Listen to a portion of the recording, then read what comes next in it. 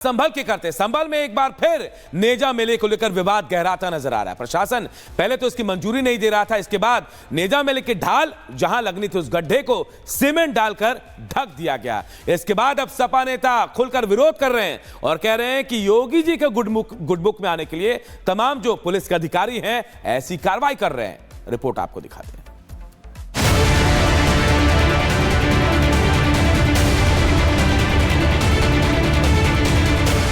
देश भर में आक्रांताओं के खिलाफ रोष बढ़ता जा रहा है। औरंगजेब से लेकर महमूद गजनवी तक सारे आक्रांताओं के नाम मिटाने की कवायद तेज हो रही है। इस कड़ी में महमूद गजनवी का भांजा यानी एक और क्रूर आक्रांता सालार मसूद गाजी भी आ गया, जिसकी शुरुआत संभल से हो चुकी है। जिस गली में नेजा की ढाल लगती थी उस गड्ढे को सीमेंट से भर दिया गया है। जहां झंडा लगाया जाता था उसे ब्लॉक से भर दिया गया। जहां गाजी का मेला लगता था वहां पीएसी के जवान तैनात कर दिए गए। अब संभल में ना तो नेजा की ढाल लगेगी और ना ही गाजी के नाम पर झंडा गाड़ा जाएगा और ना ही नगर पालिका की जमीन पर लुटेरे के नाम पर कोई मेला लगाया जाएगा। एएसपी ने साफ कर दिया है ये एक कुरीति थी जो बरसों से चली आ रही थी। यह एक ऐसा विषय है जो कि कुरीति पर आधारित है। किसी हत्यारे और लुटेरे की स्मृति में इस तरह का आयोजन किया जाना उचित नहीं है और साथ ही दूसरे वर्ग के द्वारा भी जो इस पर आपत्ति प्रकट की गई है इससे कानून व्यवस्था की स्थिति भी उत्पन्न हो सकती है, अतः रोक लगाया जाना आवश्यक था। प्रशासन के इस फैसले के बाद संभल से समाजवादी पार्टी के विधायक इकबाल महमूद ने कहा कि सीएम की नजर में हीरो बनने के लिए एएसपी ने असभ्य भाषा का इस्तेमाल किया।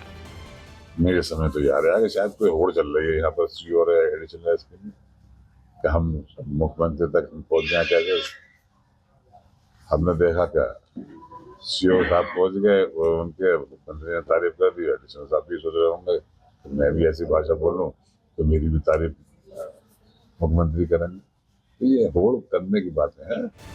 संभल के शाहबाजपुर में भी पहले नेजा मेले का आयोजन होता था, लेकिन अब इसका नाम बदलकर सद्भावना मेला कर दिया गया और ग्रामीणों ने इसके लिए एसडीएम से मुलाकात कर अनुमति भी मांगी। 2023 से सद्भावना मेले के नाम से लगा। कोई आदमी ढाल वाल कोई उसमें चाहते हैं सादा बस दुकानें की उसके हिसाब से करें। कई इतिहासकारों का दावा है कि जब पृथ्वीराज चौहान की राजधानी संभल थी तब उनकी सेना और लुटेरे गजनवी के बीच युद्ध हुआ था। इसमें गजनवी के कई सैनिक मारे गए जिनकी मजारें संभल में बनी हुई है। बाद में इन्हीं स्थानों पर नेजा मेले का आयोजन होने लगा। इस मेले में दूर दूर से लोग आते हैं और चादर पोशी कर दुआएं मांगते हैं। ये मेला संभल, शाहबाजपुर, सूरा नंगला और बादल गुंबद पर भी लगता था। Bureau report, Republic Bharat. इधर संभल के नेजा मेले के बाद अब बहराइच के दरगाह में लगने वाले जेठ मेले पर भी रोक लगाने की मांग उठ रही है। बीएचपी के नेताओं ने डीएम को ज्ञापन सौंपा और इस मेले पर रोक लगाने की मांग की है। रिपोर्ट देखिए।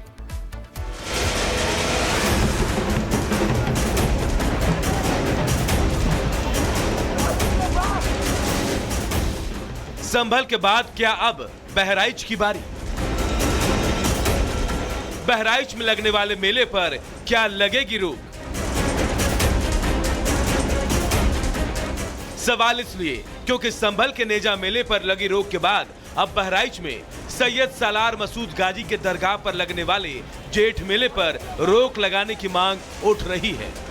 वीएचपी नेताओं ने इसे लेकर डीएम को ज्ञापन सौंपा और साफ कर दिया है कि अगर रोक नहीं लगी तो आंदोलन भी होगा।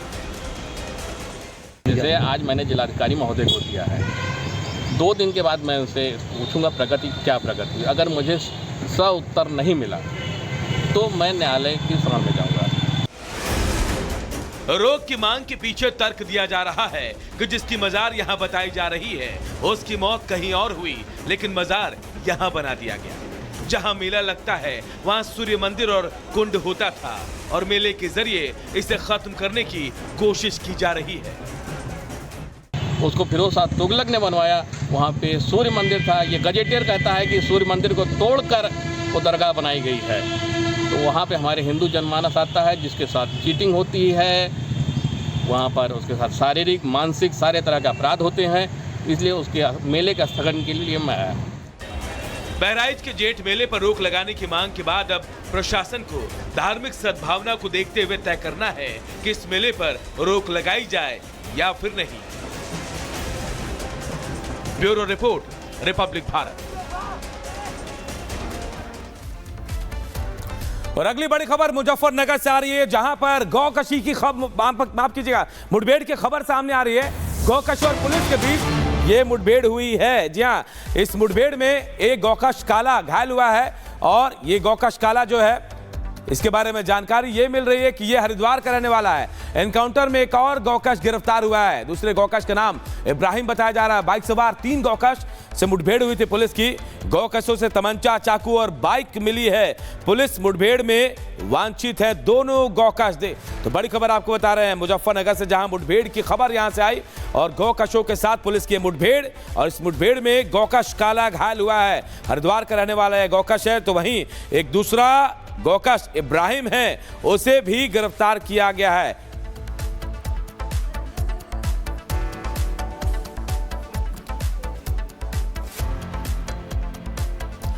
और बात नागपुर हिंसा की, तो नागपुर की हिंसा पूरी तरह से सुनियोजित थी और इसके एक एक सबूत भी सामने आ रहे हैं। 57 आरोपियों की गिरफ्तारी हो चुकी है।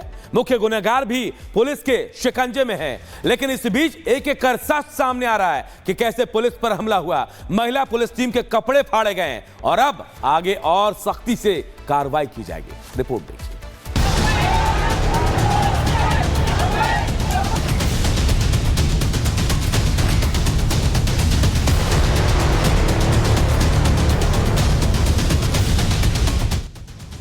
प्रदर्शन की आड़ में नागपुर को जलाने वाले औरंगजेब फैन क्लब के एक दंगाई रडार पर औरंगजेब को अपना आदर्श मानने वाले कट्टरपंथियों ने किस प्लानिंग के तहत में हिंसा की आग लगाई, इसकी गवाही एक एक तस्वीरों में कैद है।